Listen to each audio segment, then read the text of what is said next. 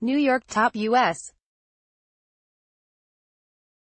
diplomat Mike Pompeo said Sunday that economic sanctions on North Korea won't be reduced until it completes denuclearization, after leader Kim Jong Un offered to close the North's main nuclear site in exchange for U.S.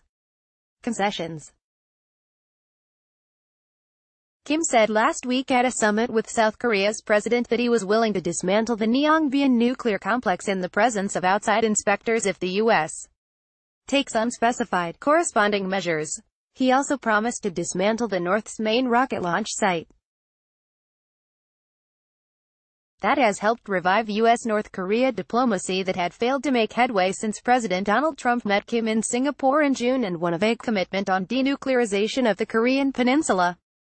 But U.S. administration officials have yet to signal a readiness to provide the kind of incentives that Pyongyang wants. Pompeo also wouldn't be drawn on whether the U.S. would consider a declaration on ending the Korean War that the North has sought as a sign of reduced U.S.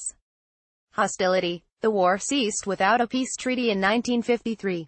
Everybody's got their own idea what a concession might be. Thought it was a concession for President Trump to go to Singapore.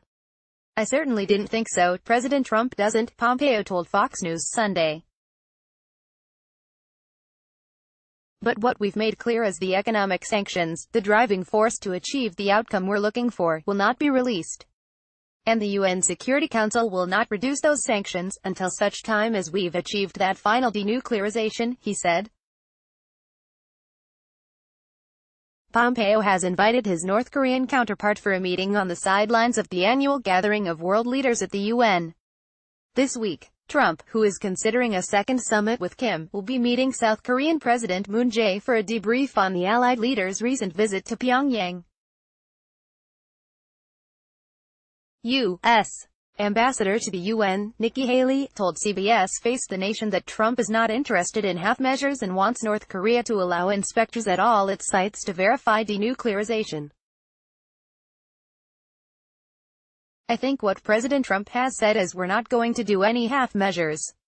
We have to make sure that we're thorough in this.